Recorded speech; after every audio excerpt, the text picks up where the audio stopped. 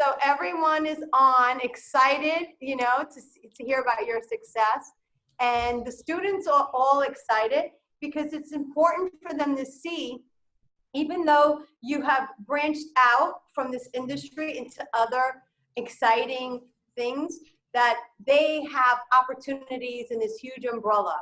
And they can also branch out. And so you're like an icon for us in the school. And I always talk about you and your success. Always, you know, Thanks. you got me.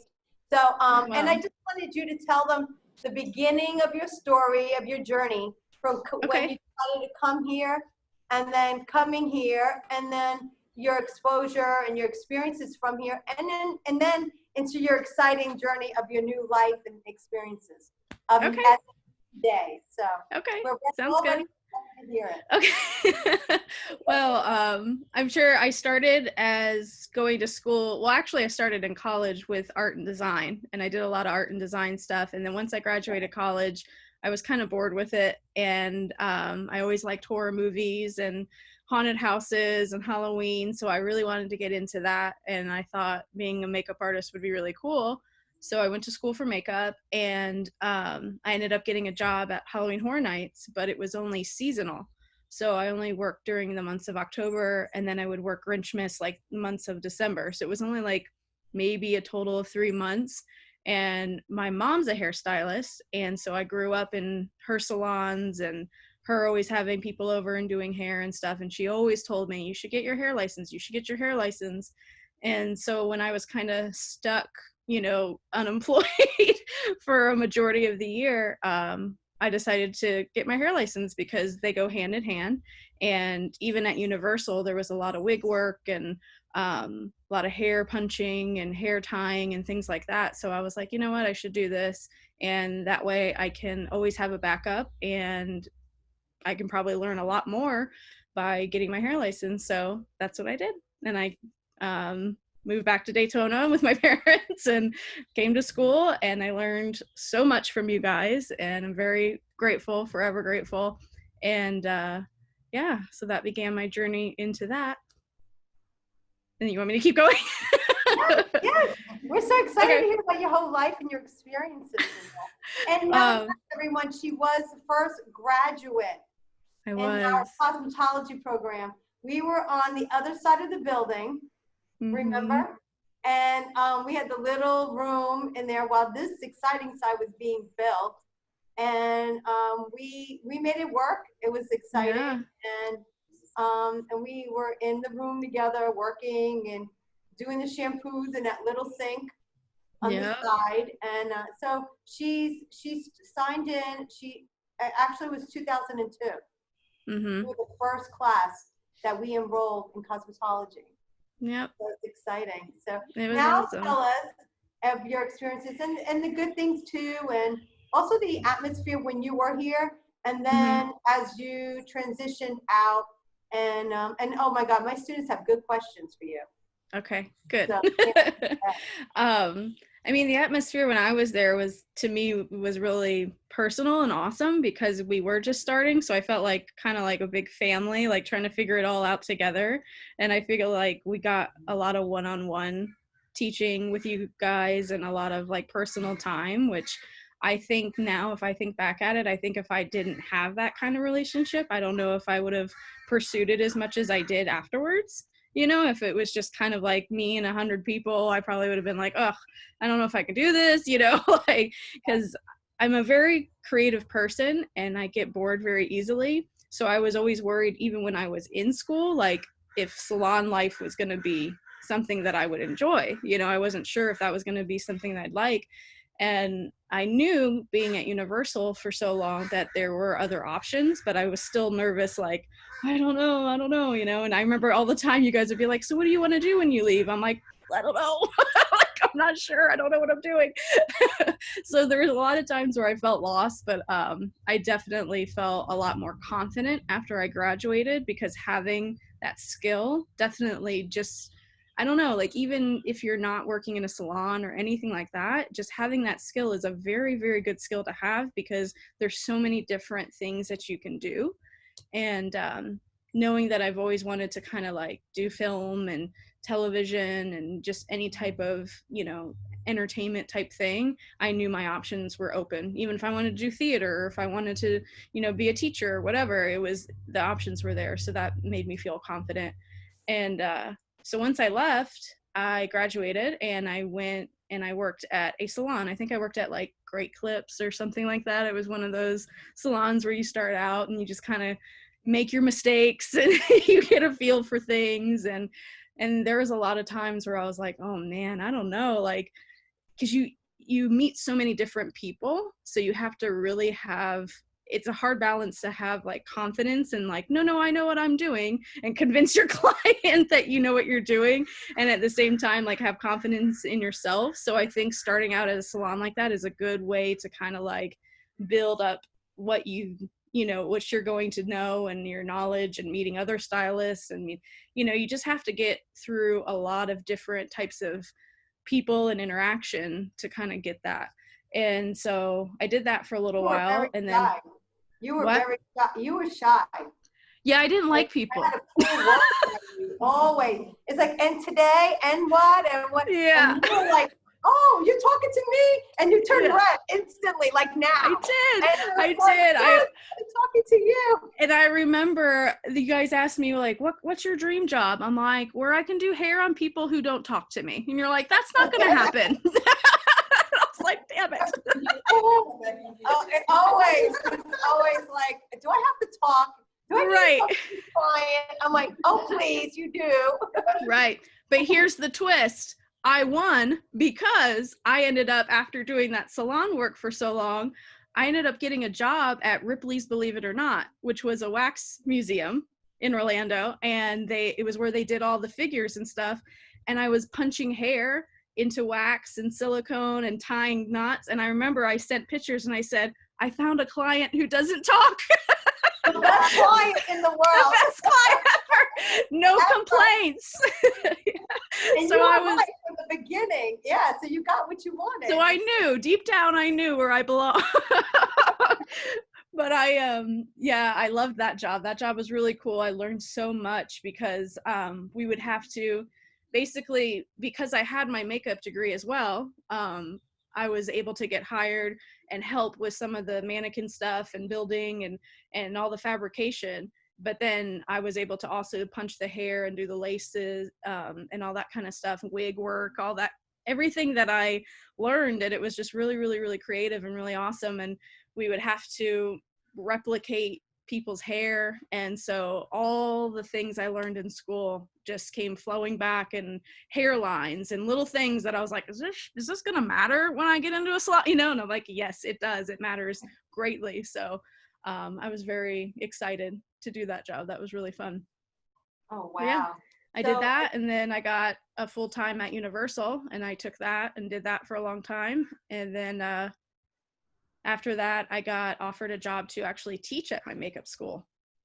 And so I went back to my makeup school, and I was a teacher and taught effects and blood and all that kind of stuff. And then I moved to California. Oh, and is that where you met your husband?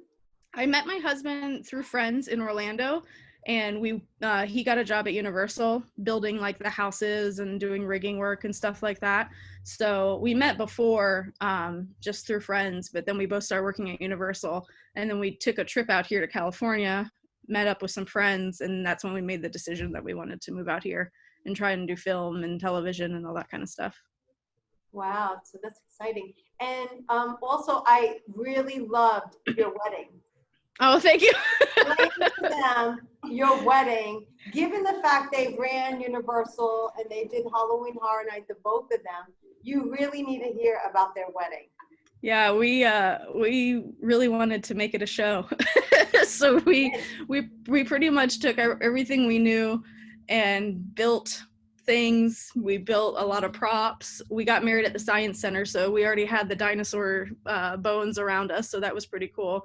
But at the time, I was at Universal working at the Beetlejuice show, and one of the guys who played Beetlejuice, we didn't tell any of our guests, we didn't tell our parents, we didn't tell anybody, but we got up to make like our thank you speech to everyone, and then we had Beetlejuice crash the wedding, and he came in and he taunted the guest, and it was really, really fun. and we cut our cake with Freddy Krueger claws, and we just did everything that we it was fun. It was a good time. And your wedding gown. Yes. Also, I mean, was like a flop itself. Yeah, I had 2 dresses because every good show needs a costume change.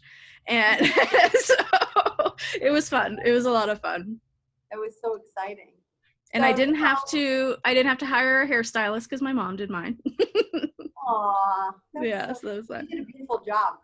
Thank you. Appreciate it. Now when you got to California, how did all this transparent, like how did this all take place of your, career and your career change and with your husband and all? Being on makeup and hair, I was doing a lot of short films in Florida. Like there's a few that we even did together where he would come on and help me. We would do a lot of the blood effects and stuff. We did like the Evil Dead musical and like all these things. And we just really liked doing it. And then we got to a point where we wanted to make our own stuff. And so we started writing some short films and just kind of like playing around with it. And we just both fell in love with the idea of making films and all this stuff. And we had a few friends who lived out here who were kind of getting into it.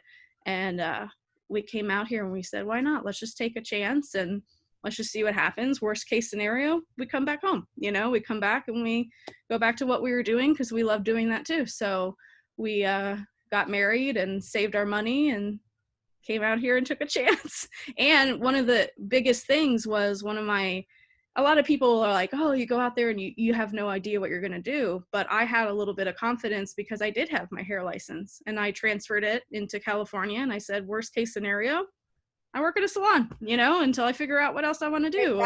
Right. And that's what I did. As soon as I got here, I worked at Floyd's Barbershop and I loved it. I loved it so much. It was such a great place to work and I met a lot of great people.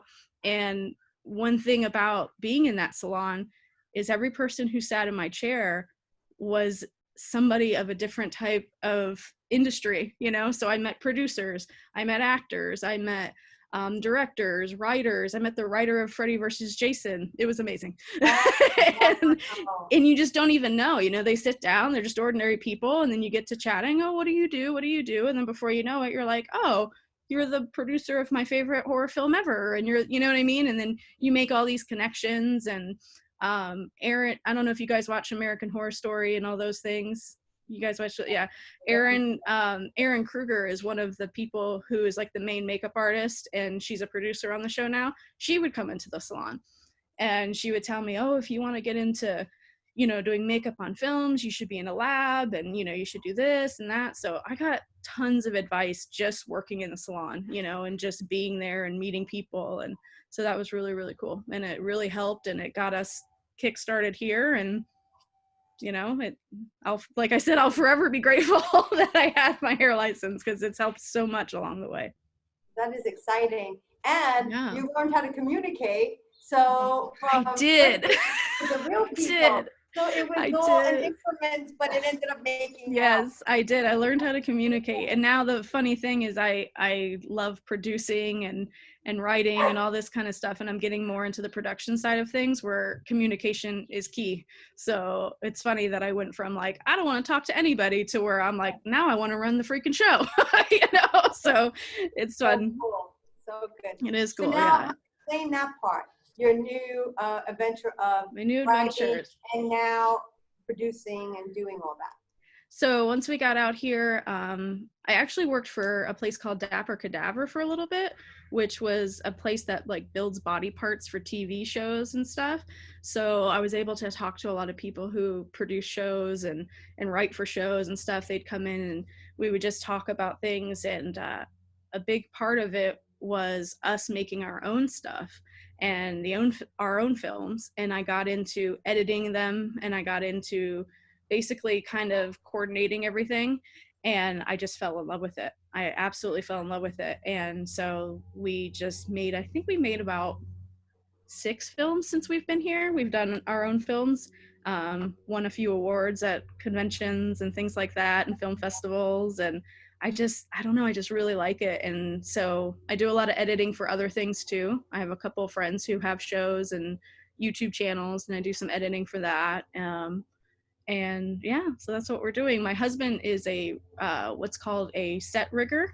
So what he does is he is basically, when anytime there's a movie set or a TV show, he puts up like the trusses and stuff that are in the air, and he builds like the sets and everything. And so he's done tons of movies and films and TV shows, commercials, all kinds of stuff doing that. So that's been very interesting too. And I'm always trying to weasel my way in. I'm like, oh, they need somebody, they need a PA, they need, so it's all who you know, and just getting to know everybody. And I was telling you, networking. And I was telling you, I have a friend who came down from Florida as well, who was a hairstylist. He ended up getting his license too. We worked at Universal together, and he knew a bunch of people out here already, and he came out here and he killed it. He went to Extra, doing hair for Extra. He was on The Voice, doing the behind the scenes for the hair department, because you have to be in the union to do some shows, so it takes time to kind of get there. But he was basically hired on just to do the Instagram and like the Facebook for the hair department of The Voice. So he has that connection, and it's really, really cool. Oh, wow. Wow, that's so great. Yeah. And so now where do you, I just want to ask you one more question, and I'm going to give them the mic. Okay. So do you see yourself in like 10 years? And do you have any other plans on branching out or doing a special movie or, so a little bit of feedback on what's going on with you out of your, I see it in your eyes. I know you I have plans. I see it, the light bulb. So give us the idea of your plans in that. And then where do you see yourself in 10 years from now in this industry? Right now, my main focus is I've been working on my art and my editing and stuff like that. And I'm actually in the process of writing a comic book. And then I'm also in the process of trying to write a musical, because I think I wanted to get more. Film is really interesting and I love it, and I probably will never stop doing things in film, but I really wanted to kind of try like theater and like try to do like a live version of something, and just kind of get my hands on that. So right before the quarantine, we were talking to, there's a lot of, I don't know how to call it, but they're basically like musicals, like dinner shows that you go to, and they take movies and they turn them into little musicals.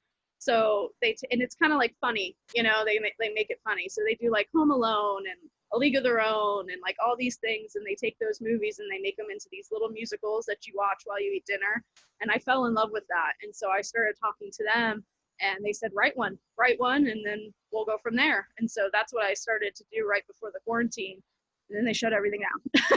So, but it's picking back up. So I'm still going to continue with that and try to do that. And as far as where I see myself 10 years from now, hopefully in the same place, because I'm happy. And I'm really happy with how things have turned out. I hope I have a boat, maybe. I hope I have a few more toys to play with when I get older. But other than that, I think I'm happy. I think I'm happy with how things have turned out, And I do sometimes, I always go back and I'm like, do I want to go back and, color hair and, get back into the salon and do things. I always go back and forth, but who knows? So maybe someday. You never know, right? You never know. You never know. So that's exciting. Well, we have some staff members. If any of the staff members want to ask, Terri, any questions of yourself, anyone, before I put the students on, you guys can participate and ask her any questions. Anybody? No? Dr. Ali? No? No. I know my students got a lot of questions. Let's hear them. Okay, ready? So we're going to take turns. I'm going to start. There we go. Hi. Hello. How are you? Good. You? Good. My name is Krista, by the way. Hello. My first question is, what made you want to be in this profession? I felt like it was one of the few professions where creativity never stops. Like I was saying earlier, I get bored very easily, and with hair and makeup and anything like that, art, it always is progressing. There's always new techniques. There's always new things happening. There's always different ways of doing stuff. So it was just one of those things where I was like, I can't see myself ever really truly getting bored, you know? And like she said, there's an umbrella of different careers you can choose. And so it was very interesting to me. Cool. How long do you see yourself in this business? Probably forever. Yeah. Right. Yeah, I do. I Correct. don't see myself doing anything else. I really don't. Good. What drives you to be the best at what you do? I think my friends and my family. I think coming out to California and being around a lot of people who are into the similar things that I'm into really makes you motivated, because you see the other people around you being motivated. So it's kind of like a, you know, it just makes you feel better knowing that you're not the only one feeling the passion that you're feeling. And I don't know. Yeah, I think it's good to be around people who do different things too, you know, because then they kind of like want to talk to you about what you do, and you talk to them what they want to do. So, you know, I definitely have friends who do totally different things, and then I have a lot of friends who are in the same industry. So it's pretty much my friends and family that keep me going. Okay. When did you know this was what you wanted to do? I think when I was in college and I was doing art, and my parents and I and my boyfriend at the time went to Halloween Horror Nights. And I was just walking around, and I'm like watching all this stuff happen and all these people reacting to everything around me and the monsters. And I was like, how do I like live here? Like, what can I do in my life where this is my, like, this is where I am all the time. So I kind of like did some research, and I'm like, why don't I do movies? Why don't I do monsters and this kind of stuff? And so that's how I started. Oh, okay. And of course, my mother being a hairstylist was always in the, yeah. Okay, and my last question is, what was the hardest part of being in school, hair school? Confidence. Like, that was the hardest part, is like, you always look around you like, oh, well, hers is so cool, or his is so nice, or that's so good, you know, and like just always comparing yourself. And I don't think that ever ends, no matter how good you get or how, you know, many times you do it. But I learned, instead of knocking myself down for that, to use that as like, oh, hers is cool. Let me find out how she did it, you know, and let me learn from that. I used to think that like asking questions and stuff made you not as good, but I learned down the road that no way, ask a million questions, you know, find out how they did it, learn how they did it, you know, learn from everything you see and do. And it's a sign of being a good artist when you want to know things like that. You know, if you shut out in the corner and you're like, no, I don't want to, you know, then you're not learning. You're right. Well, I thank you for answering my questions, and I'll be looking you up. Okay, please do. Please do. Good luck with everything. Okay, go ahead. Yeah. Hi. Hi. Can you hear me okay? I can hear you, yes. My first question is, how long did it take you this is about your Halloween Horror Night, sorry. How long for like one show or one night did it usually take you to do the hair and the makeup? Usually when you're doing, like, you're assigned to a different zone, which is like each zone is responsible for however many houses or streets. And usually we would get there around like 3 p.m. and the event would start around like 7. So pretty much from like 3 to 7, you're prepping and doing makeup and hair and costumes and wigs and everything just to get everybody ready. So, and then you stay pretty much until the end of the night, doing touch-ups and things like that. So I would say a good like 4 or 5 hours to get everything ready. That's quick. Yes, it's very quick. It's very quick. What was your biggest challenge when you first got your license? Communication with people, being shy, not knowing, you know, when I should admit that I don't know what I'm doing, you know. Like, there's a lot of times when I would have clients and I learned at a certain point that if I don't know what I'm doing, just step away and get someone who does, you know, to help you, or to, you know, step in and teach you or whatever, until you get to the point where you do feel confident that And even then, even when you're the most confident, there's things that come to you that you're like, you know what, let me ask her, because she's been doing this kind of stuff for years and years and years, and she might have a better outlook than I do, you know? So that was the hardest thing to do, is to learn how to do that and not feel like a failure, you know? So. So basically you were your biggest enemy. Yes, absolutely. I got in my head way too much. Yep, I'm the same way. So yeah. Have you worked with any famous celebrities, and if so, which one was your favorite? I have worked with, I want to say who my favorite was. Let me think. Let me think. When we did, it actually wasn't even out here. It was actually back in Orlando when we did the Werewolf in London house in Orlando for Halloween Horror Nights. John Landis came and did an interview, and I was asked to do his hair and makeup. And I think that was like really cool for me, because I've loved John Landis since Thriller came out and all these things. And I was like, okay, this is cool. Like I was definitely starstruck with that one, because that's not somebody I ever thought I would ever be able to meet. So that was pretty cool. But out here, there's tons of like conventions and horror conventions and the film festivals. So you meet a lot of these celebrities that you kind of like have seen, and even going to like a coffee shop, you know, you bump into people. So it's really fun. It's really cool. I saw Elvira one time at a drag show, and I was like, this is epic. You know, so you never know who you're going to bump into. But so I'd say John Landis and Elvira were probably my two favorite. I just came up with this, but when you work with the celebrities, does it make you like, do you get nervous working with them, or are you so confident in yourself now? I always get a little nervous. I find that celebrities definitely, they're a lot more relaxed than you think, you know, so they're just kind of talking to you, and they're like interested in what you do, and you just kind of go on these conversations that you kind of forget not that you forget what you're doing, but you get distracted with conversation that before you know it, it's over, and you're like, oh, I did it. You know, like there it goes. So yeah, I don't find it hard. I actually find it a little bit easier. I think at first, when they first sit down, you get like a little bit in your stomach. You're like, oh my God, don't mess this up. But then they're all very, very relaxed, and they've done it a million times. So they make you feel very comfortable.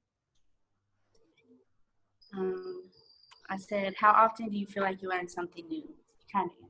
Every day, especially with social media. You know, you follow the right people, you learn something every day, like Instagram and all that kind of stuff. Like I'm constantly following the people that I admire in this industry, and I'm just like, what do you got for me today? You know, and you're always learning. Everybody around you, everything, every day.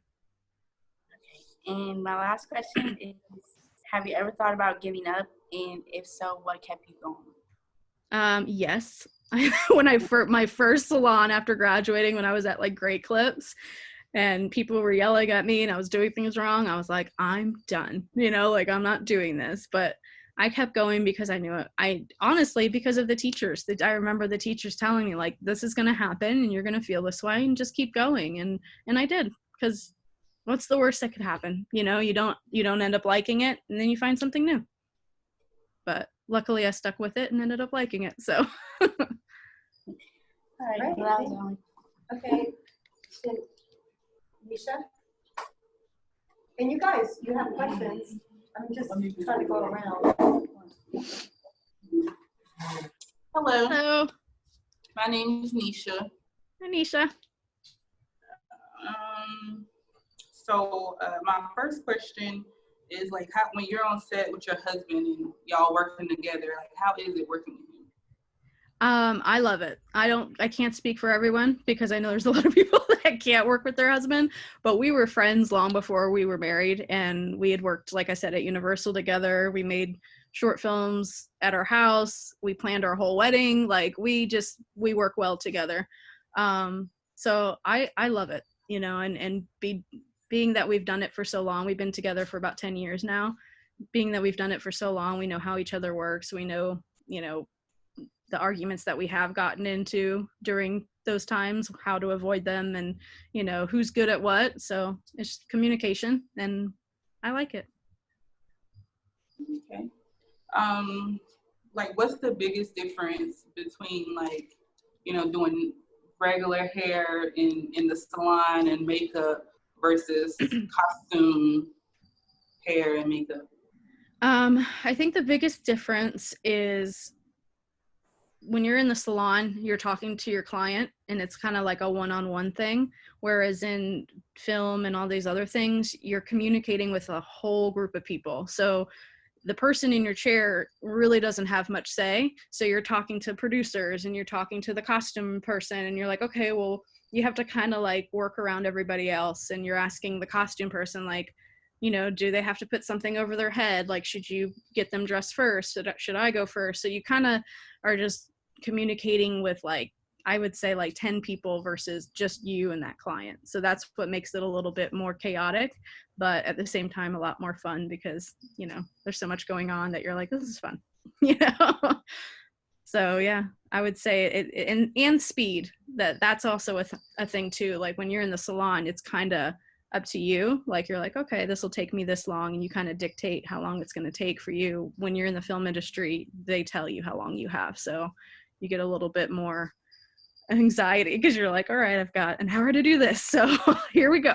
That'd be difficult for me because Miss Maria already be on me like, come on, you should go with the beat. Go. Yes. We was this morning, and that's all you heard. Go with the beat. Go with the beat. Yeah. It does. But it works out. You have to learn that. And when I worked at Great Clips and all those places, they kind of time you too. You have like a certain amount of time that they prefer you to do your haircuts in, and they kind of do the same thing. So you do that long enough, that becomes easy.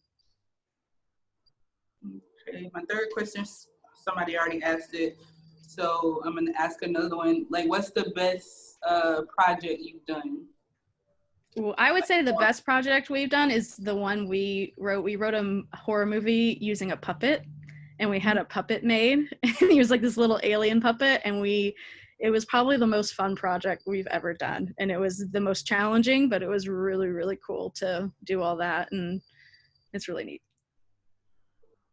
Horror story with a puppet. Yeah. An alien puppet. If you look at puppets different. When you moved over to California, what was your big break? My big break? I would probably say I actually was able to kind of get into the art department a little bit, and I was able to work on some TV shows.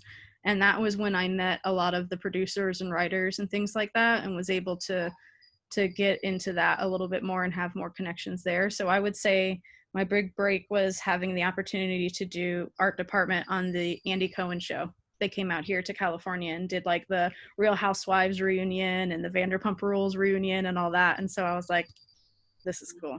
This is it. So that was neat. If you had to give advice to your younger self, what would you? Don't stress the small stuff. Don't worry about it, because it's just all the things you think that are like frustrating and things that you just ruin your whole day. It doesn't matter, because in the end, it's, you know, you're going to only be able to do what you allow yourself to do, you know, and nobody can stand in your way. And like we were talking about before, I was my biggest enemy. The only one that could knock me down the most was myself. So as soon as you can get past that, then the world is yours. Well, that's it. Nice meeting you. Nice meeting you. Thank you. I only have 2 questions. Okay, she answered a majority of them. It's okay. Hi. How are you? I'm good. How are you? Good. My first question is, can you tell us some common beauty mistakes some women make? I think that, okay. I'm like, how do I put this? Basically, now that we have a lot of social media and we have a lot of photos being taken and videos and things like that, a lot of the way you do makeup and everything on film and with lighting and everything is totally different than the makeup you do on a day-to-day basis when you're in sunlight or when you're in daylight. And so I think a lot of people are starting to get confused with the two, and you see a lot of the makeup that, you know, is very heavy for film or heavy for photography being done daily, and it's like, no, girl, relax. Like, take it down a notch. Like, you don't have lights on you today. You're not in a movie today, you know? So I think, you know, those techniques are getting a little bit mixed up, because when I was learning, there was a way to do it for photography, a way to do it for HD film, a way to do it for this kind of film, a way to do it for theater, you know? So I think those are kind of all blending in too much. And so I think that's the biggest mistake that's happening now.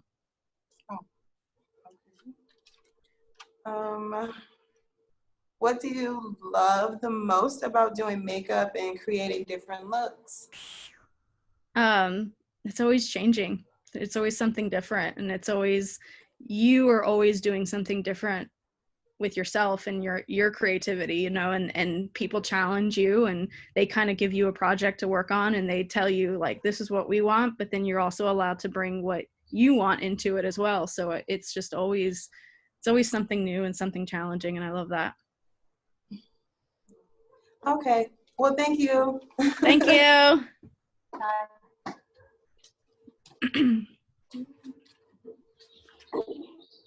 How you doing? Good. How are you? You answered a lot of my questions, but being a writer, have you ever had writer's block, and what did you do to overcome it?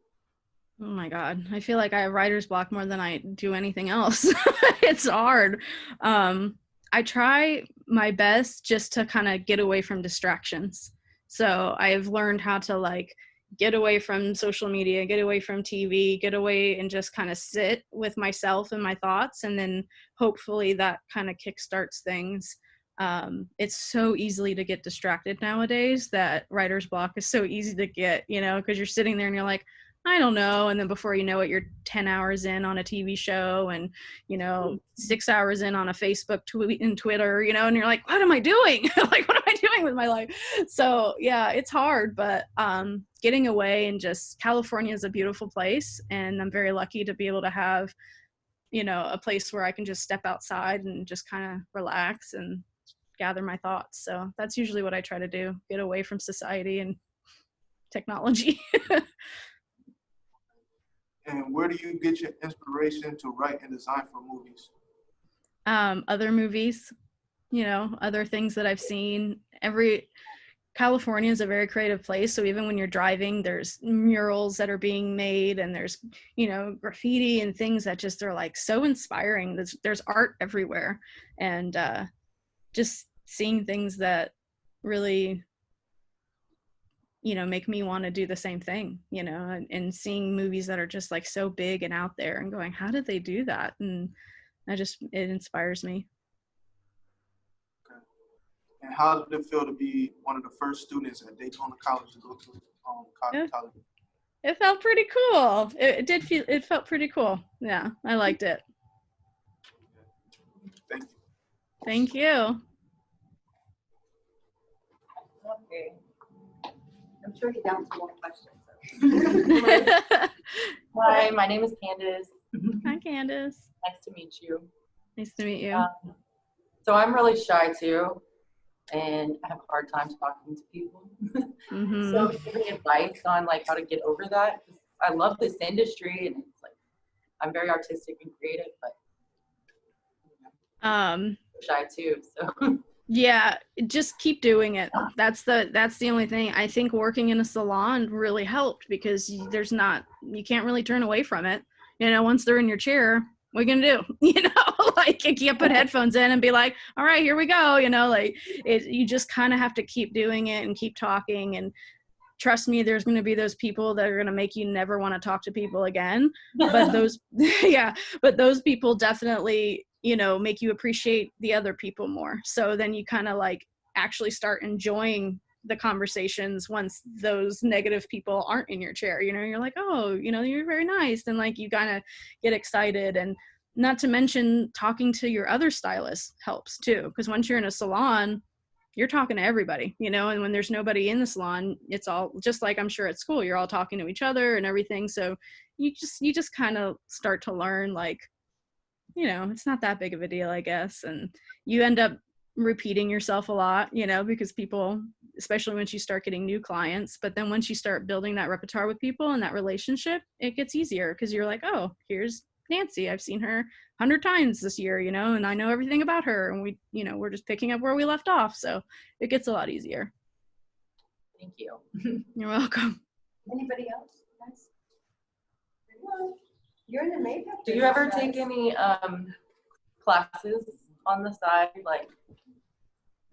Oh yeah, for sure. We and that's where I was saying with social media, a lot of times I follow a lot of, you know, hair people and makeup people, and they do seminars all the time, and the conventions are huge because they'll do a lot of conversations and stuff, like panels where they'll ask people same thing, kind of like what we're doing now, and they just go through, you know, like, tell us about your experience, tell us this, tell us that. And I always try to get to those because I want to know everything I can about how people are doing it, you know, because the more knowledge you know, the hopefully the better you can be. I sound so cliche. I sound like the person I didn't like when I was in school. I was like, oh yeah, I'm sure, just keep practicing. Like I was just, and now I'm sitting here like, just keep going for it. I'm like, oh, who am I? It's all good though. You're welcome.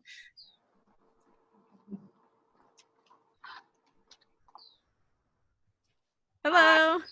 I'm Regina. I'm the full specialist educator here at the school now. But a question for my students: what would you recommend for the special effects makeup and things like that? What would you recommend for their continuing education and how to develop the skill set that they learn here? But what is the priority of what you think they need in order to be competitive in your market? A lot of the times, especially when it comes to special effects, working in a lab, if they can get in there and be like a lab assistant and just kind of get in there and learn the trade, the more they know, the better, because there's a lot to it. Special effects, there's science to it, there's, you know, chemicals, there's all kinds of things. So the more they can learn in a type of place like that, the better chance they have, because experience and networking is the biggest thing. So to definitely get into a lab of some sort, I think would be my advice. And then the Halloween nights in Orlando that you were speaking of, if they were interested in maybe makeup assisting and things like that, how did you start on that part? So basically they have, if you keep up on their website, they will post when they are looking for a makeup artist, and it usually happens around summertime, like I'd say August or so, and they'll put on there that they're having auditions, and if they have a portfolio, that's basically what they're looking for. And they're looking for skills like airbrushing. Airbrushing is a huge thing, so if you know how to airbrush, then you definitely have a chance of getting in there. They're looking for prosthetic application, you know, so learning how to put on prosthetics, even if it's just taking it from a Halloween store and doing it at home just to get it in your portfolio. And then just paint and powder, you know, just doing a scary skeleton on your face or whatever. So just having a variety of those things in a portfolio to show them, and then they'll interview you and ask you, you know, your experience. And I mean, I had none. I had just gotten out of school, so my portfolio was my school portfolio, and I still was able to get a position. So they're very good at teaching their employees too. So when you get there, you know, you'll definitely have seniors there that have been there for 10 years and things like that. And you learn from them, and, you know, it kind of just all develops within Universal. So. Amazing. Thank you very much. You're welcome. Yes. Anybody else? So anyway. And I thank you. And the next time you're in town, it would be amazing for you to come visit us. I would love to. I love to see I would love to. You. Yes. And we're really thankful for this opportunity to have this interview with you and share this time. And I feel like, you know, we're glad to have this time together. I love it. Or something, yeah. And just to have this moment. Oh, Miss. Yeah, I'm coming in at the tail end, but you said a couple of really neat things. You mentioned a lab. What kind of a lab are you talking about? So basically when you do a lot of special effects makeup, a lab is a place where you can do like a lot of the sculpting and building, and usually you're doing basically you're dealing with a lot of chemicals and painting and things like that, because when you sculpt something you kind of have to make a mold of it, and that requires like, you know, all these different things, and so that's what I'm referring to, because that's a huge part of the effects industry, and building things, fabrication, all that kind of stuff.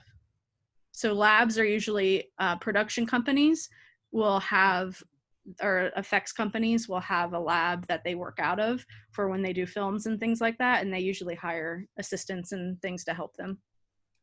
Okay, that's really neat. That's good to know. We'll look a few of those labs up and see how many there might be in our area. Probably more in Orlando. Yes, I would say, yes, and you're close to the parks and so forth. Mm-hmm. I had another question, and that was, it's a serious question. Okay. And here you've gone, you graduated, you worked in the salon and all that, and you've kept moving forward and moving up. How do you deal with rejection? Because you're going to get rejected along the way there. Yes. How do you deal with rejection?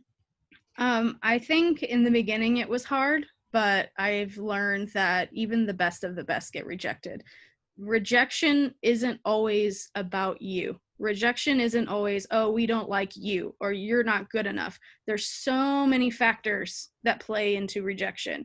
I mean, there's nepotism, there's money, there's, you know, there's locations, there, everything, you know. Sometimes, especially out here, they'll put a job on, and if you're not the first one to apply for it, you're rejected, you know. So it has 99.9% of the time, it has nothing to do with your skill level or who you are as a person. It's just how the world works, you know. And it took me some time to learn that.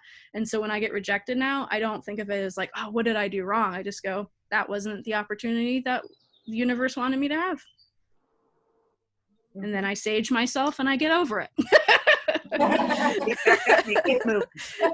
Stage my life and get over it. That's right. Well, I just wanted to ask that question, but also I just wanted to say thank you so much for being with us today, and you know, thank you for being so supportive of the school. Thank you. So I'll giving sign me off this and let Maria take back over. Yeah, thank you again, and please, the door is open anytime you want to come by. Awesome. Thank you. Yes. We would love to have you. For real. Yes. I mean, I know your mom is still living in the area, correct? Yep, she is. Well, it's been too long. I know. I know. I will. I do. I need to come visit for sure. You know how to get a hold of me. Get a hold of me. Let me know, and we would love to have you open arms and have you in person. It would be amazing. And I would love to see the new you, not the shy you. Not the you. Like, oh, you're like, what did I do? I thought you didn't do anything. Right, and right. And I'm like this, and you're like, ah. Yes, so, yes. And it works out. I have Candace like you. She's very artistic. She does incredible models and hair. But if I say something to talk, she's like, I don't want to talk. I'm like, right. Too bad. You have to talk. Yes, you have to talk. You have to learn to talk, because it's the only way you can become boss. And when you become boss, then you can pick and choose who you want to talk to. And that's what motivated me. Because if I'm boss, then I don't have to talk to you. But you gotta work your way up there. So. And that's a whole big different ball game, right? Yes, a whole big different ball game. Well, we love it. Thank you so much, Terri. And thank you. You give us this amazing hour of your time, and everyone here really does appreciate it. No problem. Ready? Bye. Thank you. I miss you. Miss you. I can't wait to see you when you come in again. Yes. Oh, you're welcome, guys. Thank you. Bye. Call me. I will. All right, baby. Bye-bye. Bye.